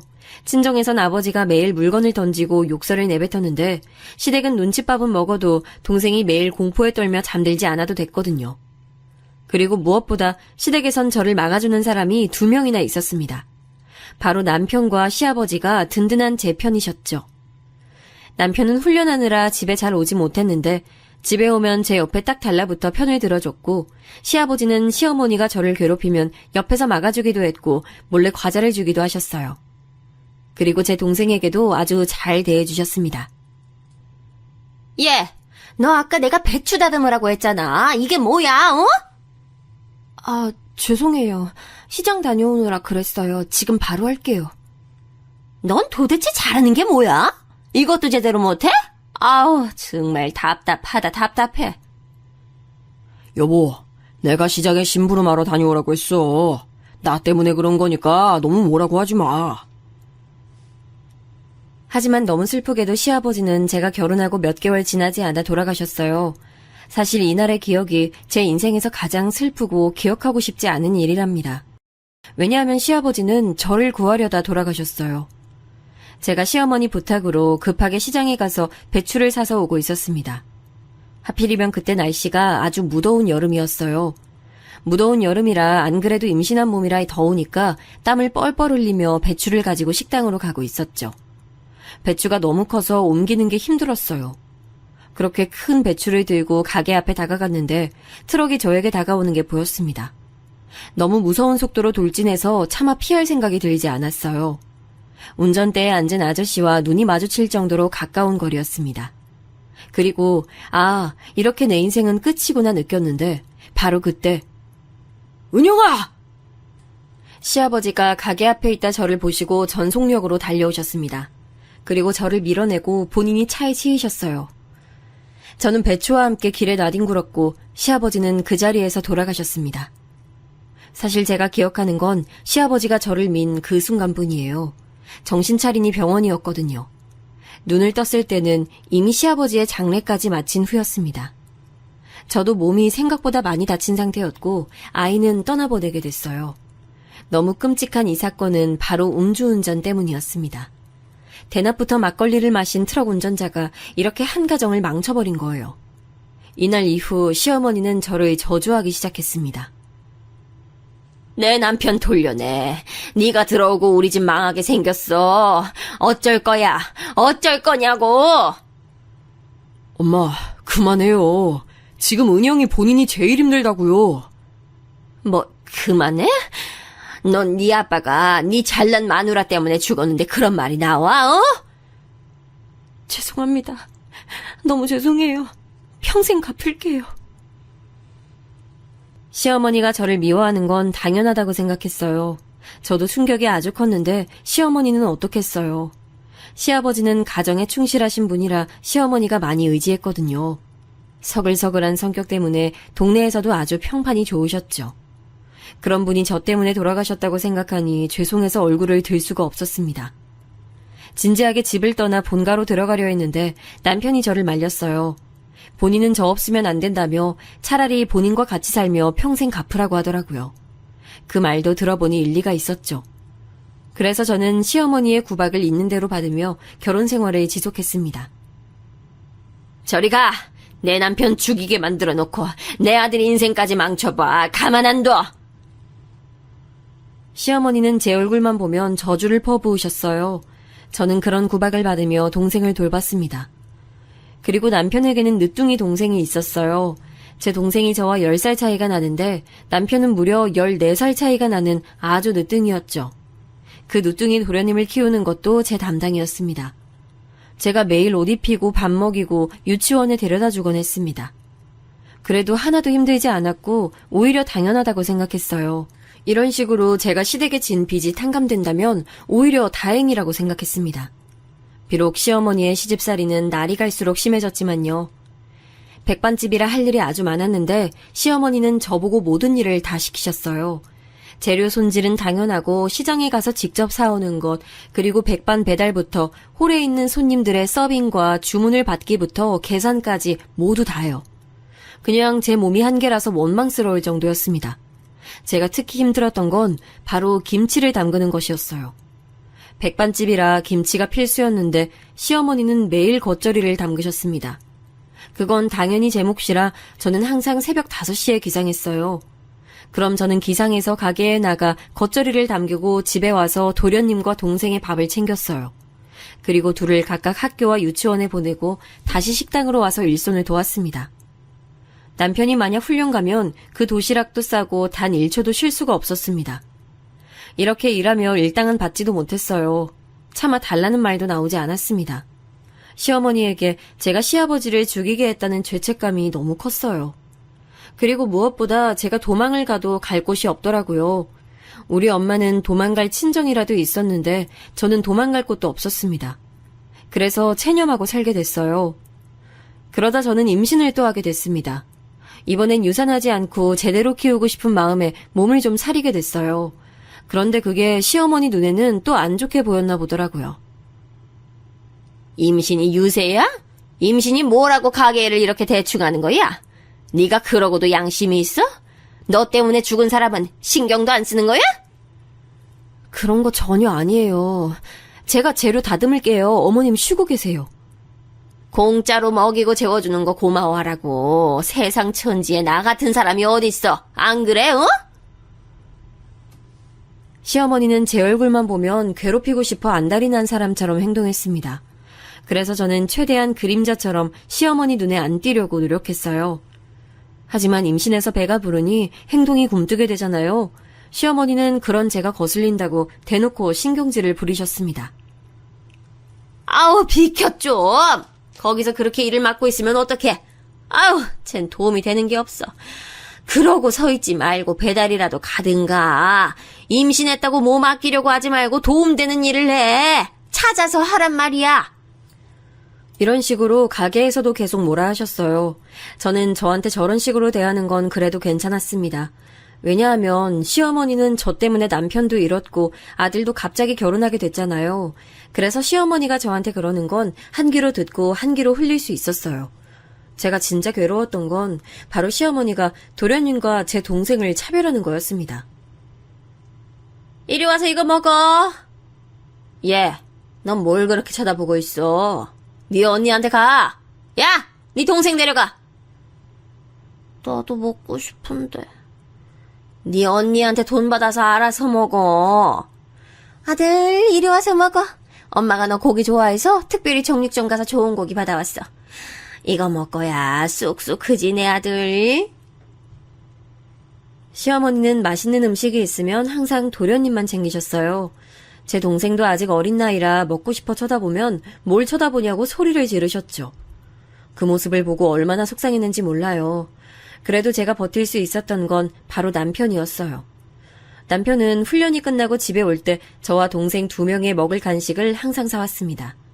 품 안에서 과자나 바나나 같은 것을 꺼내며 몰래 주던 남편 덕분에 힘들어도 꾹 참을 수 있었죠. 그 상태로 저는 첫째 아이를 낳게 됐습니다.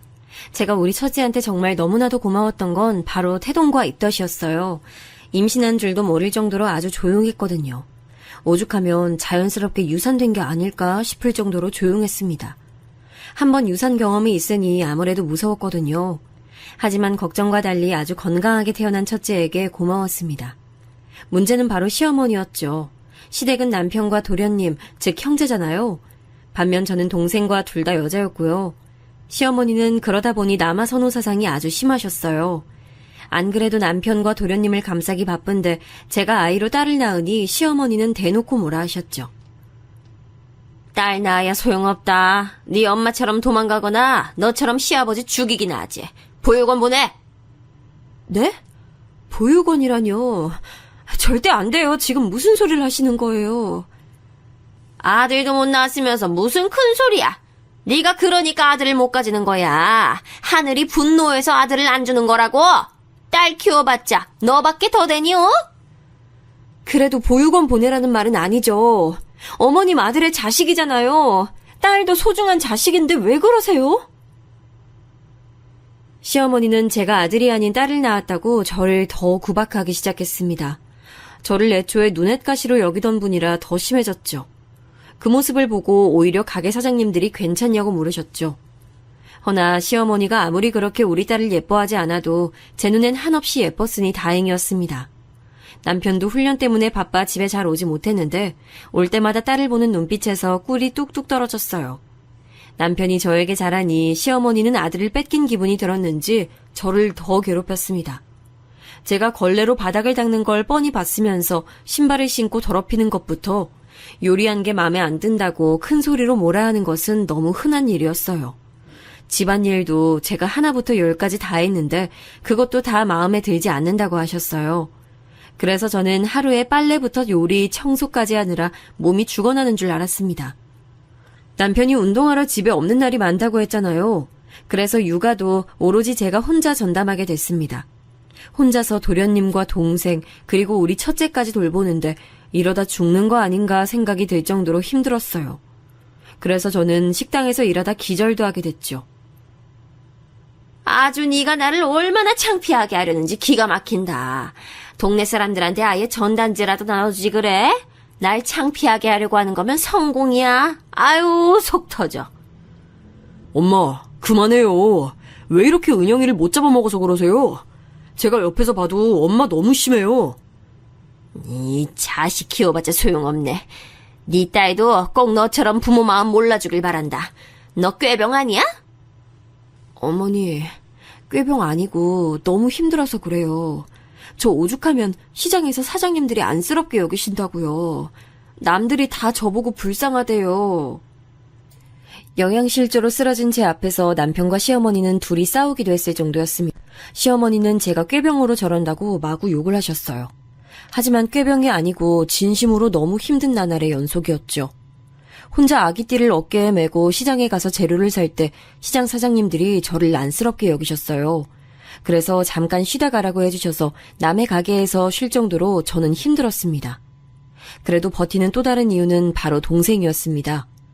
동생이 또래에 비해 느리다고 말했잖아요. 그래서 저는 항상 머릿속에 동생이 있어요. 그런 동생을 언제까지 시댁에서 같이 살 순 없으니 몰래 비상금을 모으기 시작했습니다. 시어머니 몰래 현금을 하루에 조금씩 빼서 돌렸어요. 제가 종일 집안일부터 가게 일을 하며 현금이 모이면 소액을 모으기 시작했죠. 그리고 동생이 성인이 되면 비상금을 주고 네 살 길 찾아 떠나라고 할 예정이었습니다. 시어머니가 동생에게 잘 대해주셨다면 저도 이러지 않았을 거예요. 그런데 매일같이 차별하고 괴롭히니 저도 어쩔 수 없었습니다. 또 도련님이 하도 시어머니가 감싸고 도니까 저와 동생을 본인도 막대했거든요. 형수님, 이거 너무 맛이 없잖아요. 다시 해줘요. 도시락에 이런 거 넣지 마요. 야, 너 지금 형수한테 뭐 하는 짓이야? 장난해? 다신 그러지 마. 남편은 도련님이 저와 동생을 괴롭히면 꼭 저렇게 나서서 혼내줬어요. 남편 덕분에 제가 버틸 수 있었답니다. 그렇게 몇 년이 지나고 저는 둘째까지 가지게 됐어요.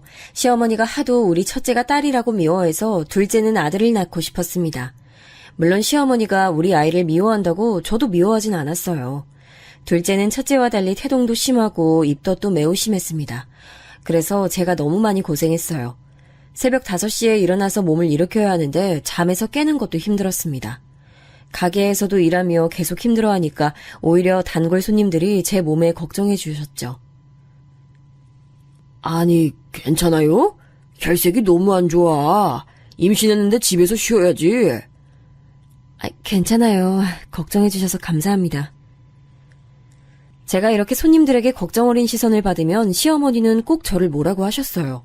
본인을 파렴치하고 못된 사람으로 만든다며 제게 절대 힘든 티를 내지 말라고 하셨죠. 저도 최대한 건강하게 살고 싶은데 상황이 그렇게 만들지 않았다는 것은 전혀 모르는 눈치였습니다. 그렇게 둘째 출산도 하게 됐는데 둘째도 딸이었어요. 첫째도 딸, 둘째도 딸이었습니다. 저는 자매라는 게 싫지 않았어요. 제가 자매로 자라기도 했고 저는 딸이 좋았거든요. 하지만 아들만 2명 키운 남아선호 사상이 가득한 시어머니가 문제였습니다. 아유, 필요도 없는 딸을 둘이나 낳아? 아들을 낳아야 할 거 아니야. 시어머니는 제가 아들을 낳지 못했다고 얼마나 구박하셨는지 몰라요. 그렇게 구박당하며 동생의 독립비용을 몰래 조금씩 모으고 있었는데 뜻밖의 일이 일어났습니다. 제가 가게에서 둘째를 등에 업고 일하고 있었어요. 그때 누군가가 가게로 들어왔습니다. 손님인 줄 알고 인사하려 얼굴을 들었는데 바로 가게로 들어온 사람은 엄마였어요. 엄마? 은영아, 아이고 내 새끼, 어떡해. 네가 아기를 낳았어? 아유, 엄마가 미안해. 엄마 맞아? 엄마요? 그래, 엄마야. 엄마 맞아. 마침 그때 가게에 시어머니가 안 계셨거든요. 그래서 저는 엄마와 눈물의 상봉을 했습니다. 동생도 학교에서 돌아왔을 때라 셋이 끌어안고 얼마나 울었는지 몰라요. 엄마는 저보고 그동안 고생 많았다고 미안하고 또 미안하다고 반복했습니다. 엄마가 너희한테 너무 미안해. 이렇게 갑자기 찾아와서 미안해. 아빠한텐 엄마 왔다고 절대 알리지 마. 너희만 알고 있어. 엄마 또 올 거야. 절대 너희 버린 거 아니야. 엄마 성공해서 꼭 찾아올 거니까 걱정하지 말고 있어. 알았지? 엄마는 저렇게 말하고 또 도망치듯 가게를 떠났어요. 제가 마지막까지 잡았지만 엄마는 미안하다고 대신 꼭 다시 돌아오겠다고 하고 떠났습니다. 엄마의 얼굴은 그대로였어요. 엄마를 더 붙잡고 싶었지만 정말 엄마가 다시 올 것 같았기 때문에 버틸 수 있었습니다. 동생도 엄마를 보고 나니 긍정적으로 생각하는 게 눈에 보였죠. 그때가 동생이 중학생이었으니 엄마가 다시 찾아오면 제가 마련한 비상금을 주고 둘이 살라고 하려고 했답니다. 그렇게 제가 버텨야 할 이유가 아주 많았어요. 아유, 얘, 넌 몸이 그렇게 느려서 어떡하니? 아유, 좀 비켜! 짜증나게 걸리적거려. 야, 손님 왔잖아. 빨리 가서 주문 받아. 아까 시장에 배달은 갔어?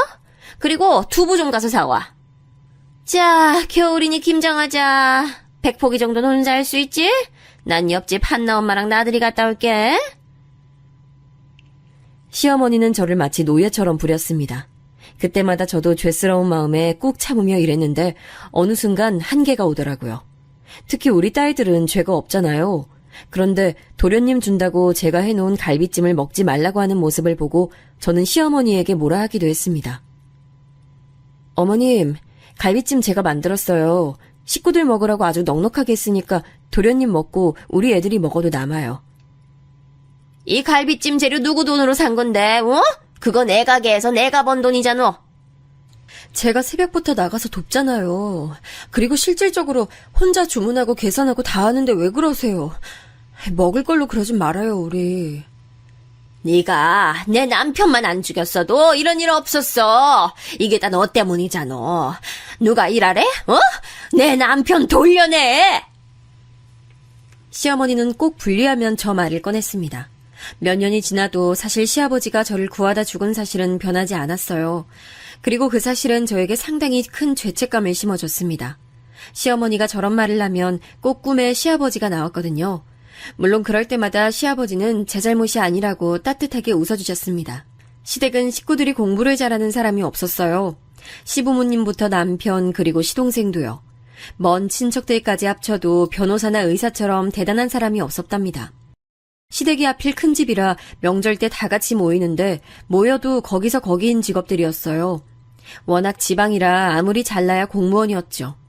제가 이렇게 말하는 이유는 바로 시간이 지나 도련님이 결혼할 나이가 됐습니다.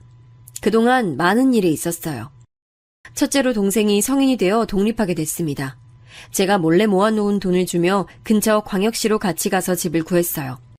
둘째로 엄마가 찾아왔어요. 엄마는 저에게 했던 약속을 지켰습니다. 엄마한테 들은 내용으로는 엄마는 집을 나가서 친정으로 갔대요. 그리고 엄청나게 돈을 모으는 것에 정신을 집중했다고 했습니다. 아빠가 지긋지긋해서 떠난 건 맞지만 우리를 잊은 적은 없다고 했어요. 그리고 엄마는 다시 올 때 아주 많은 돈을 가지고 왔습니다. 은영아, 엄마 이제 돈 많아. 우리 이 지역 뜨자. 부산으로 가서 같이 살자. 엄마, 난 괜찮아. 어느 정도 적응하기도 했고. 일단 동생이 근처 광역시에 있어. 거기서 엄마가 둘이 지내. 저는 당연히 엄마와 함께 가고 싶었죠. 하지만 남편이 운동 코치로 우리가 나온 고등학교에서 일하고 있었거든요. 지역 이동을 하면 남편의 일자리를 잃는 거라 쉽게 그러지 못했습니다. 난 자기가 원하는 대로 했으면 좋겠어. 광역시에 가면 오히려 일자리가 많을 수도 있으니까 내 걱정하지 않아도 돼.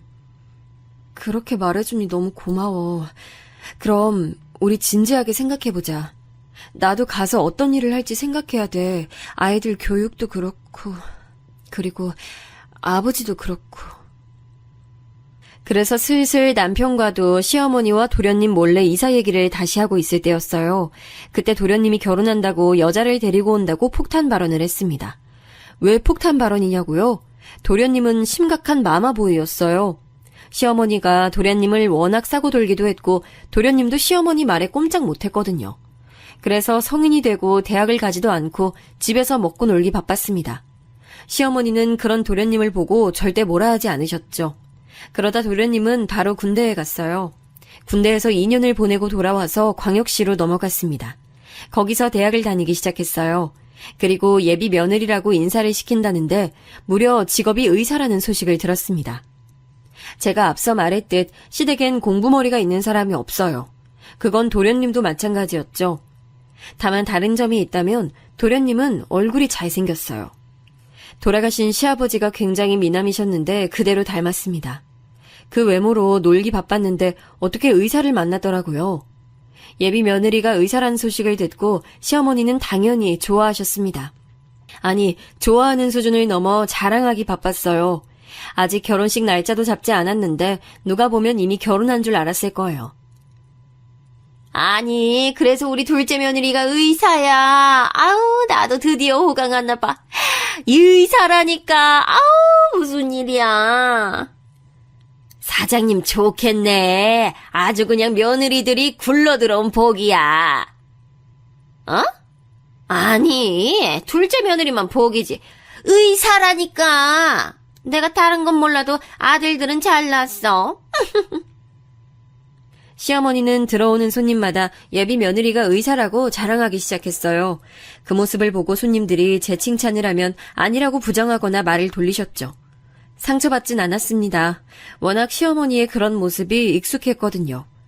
사건이 발생했던 날은 바로 예비동서가 시댁에 첫 인사를 하러 온 날이었습니다. 그날은 토요일이었는데 시어머니는 월요일부터 동서맞이 준비를 하기 시작했어요. 시장에 가서 고급 한우를 주문하고 명절이나 제사 때도 하지 않았던 요리를 준비했습니다. 팔보채, 갈비찜, 고등어 조림, 잡채, 미역국, 온갖 산의 진미가 다 모였어요.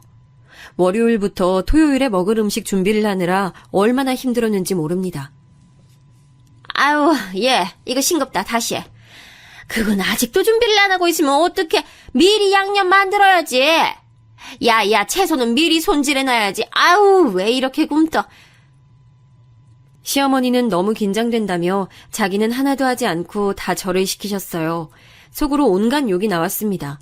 그래도 저는 이왕이면 같은 위치인 며느리가 들어오는 거잖아요. 며느리가 새로 오면 시어머니가 저에 관한 관심이 줄어들겠지 생각했습니다. 그러면 제가 오히려 편해지는 거니까 저도 성심성의껏 준비하기 시작했죠.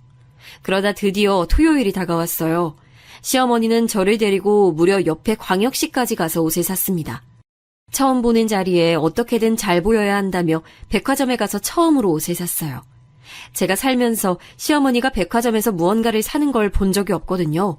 그런데 그 정도로 시어머니는 긴장하기 시작했습니다. 그걸 보며 제가 결혼할 때가 생각났어요. 저는 인사 왔을 때 거의 문전박대를 당했잖아요. 그리고 결혼식도 올리지 못하고 지금까지 살고 있었죠. 그런 것들이 비교되며 속으로 얼른 시댁에서 분가해야지 생각했습니다. 그리고 금요일 밤부터 시어머니는 예비 동서를 맞이할 준비를 시작했어요.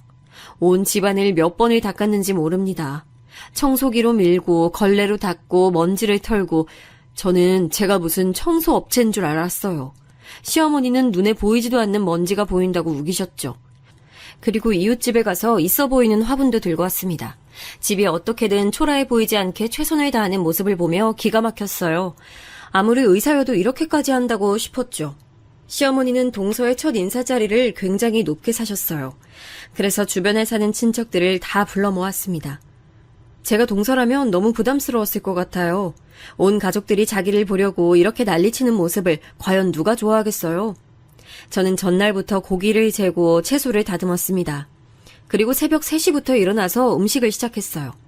시어머니는 옆에서 계속 간을 하며 이게 부족하다 저게 부족하다 잔소리하기 바빴습니다.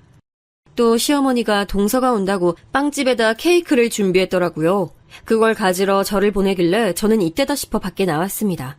종일 음식 앞에서 자리를 못 대고 있다가 케이크를 가지러 가니까 숨통이 트일 지경이었죠. 얘, 케이크 가져오면서 떡집에서 떡도 좀 가져와. 내가 우리 며느리 주려고 특별히 주문했거든? 그리고 와서 술 사오고.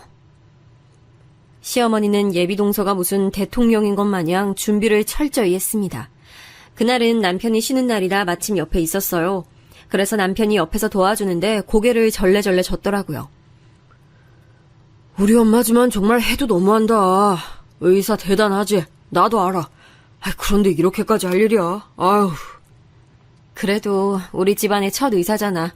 그러니 친척들도 부르고 신나셨지 뭐. 최대한 시어머니를 이해해보려고 애썼습니다. 그렇게 집에 와서 마치 환갑잔치처럼 준비하다 보니 배가 너무 고프더라고요. 그도 그럴 것이 새벽부터 일어나서 요리하느라 정신이 없었어요. 저는 요리할 때 간을 안 보는 편이라 입에 넣은 것이 전혀 없었습니다.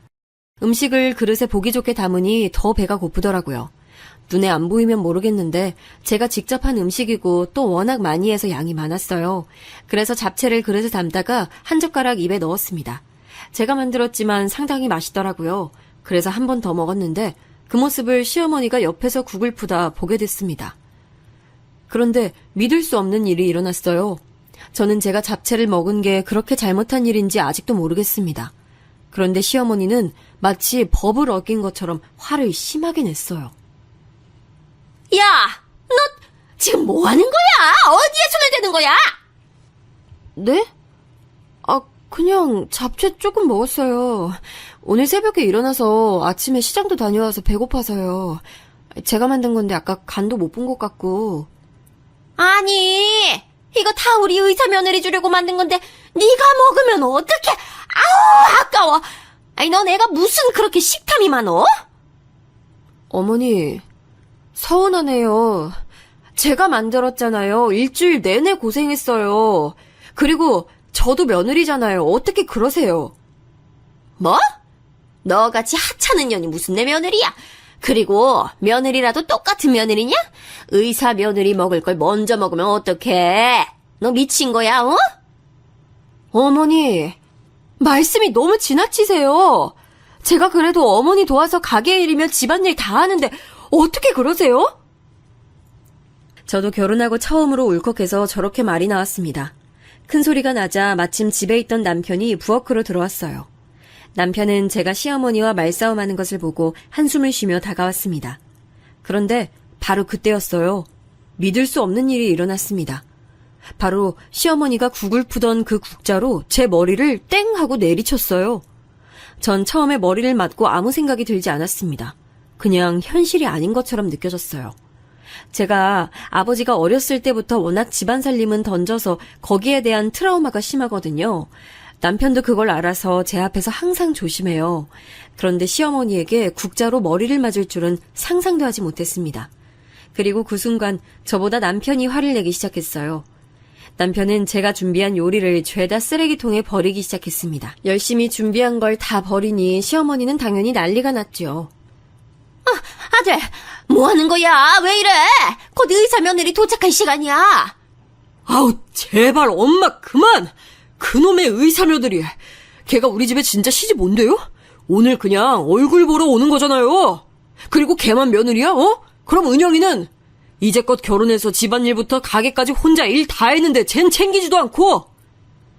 이제 아무리 그래도 의사랑 같어? 어? 아, 의사 며느리가 쟤랑 같냐고. 똑같은 며느리지 그럼. 이 음식도 다 은영이가 만들었는데 엄마는 양심이 어딨어요? 됐어.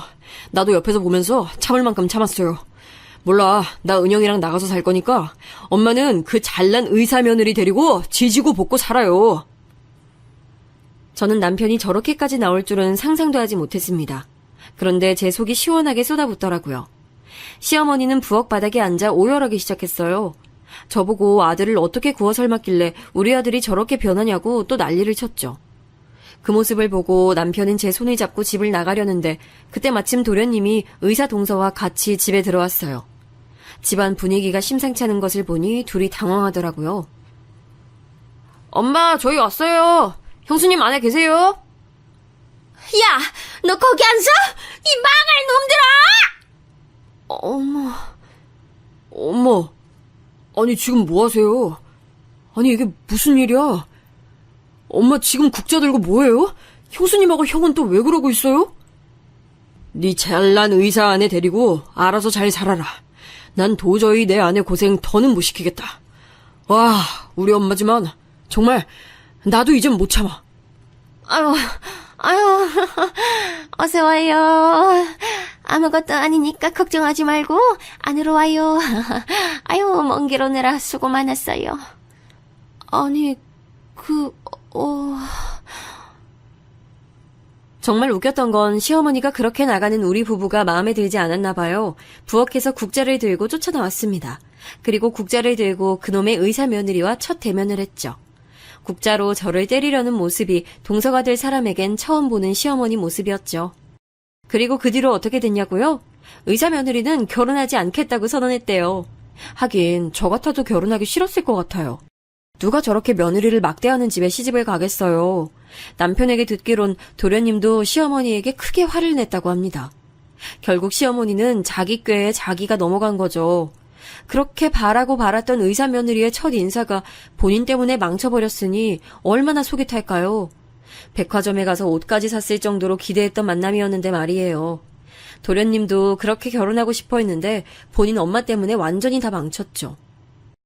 저는 엄마와 동생이 있는 광역시로 의사했어요. 두 딸과 남편을 데리고 왔더니 엄마가 자기 돈으로 아파트도 얻어줬습니다. 그래서 지금은 너무 행복하게 살고 있어요.